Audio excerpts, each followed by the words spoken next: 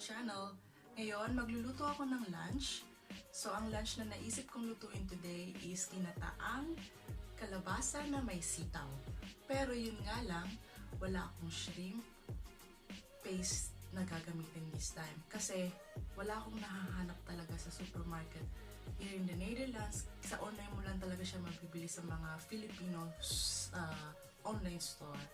So, gagamitin ko na meat dito is yung bacon na cut into tiny pieces lang. So, yun na lang yung improvise ko for this ingredient. So, samahan niyo ako magluto. Tara!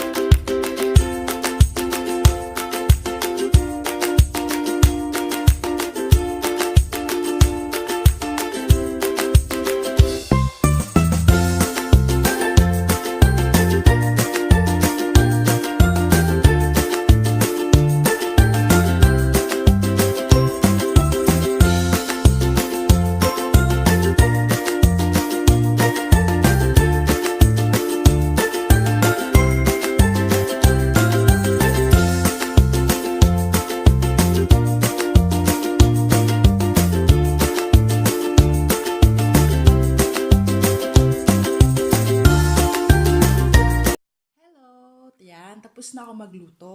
So, papakita ko sa inyo yung finished product ng ginataang kalabasa na may sitaw. So, yun nga lang, wala talagang shrimp paste this ingredients. So, tara, tingnan natin.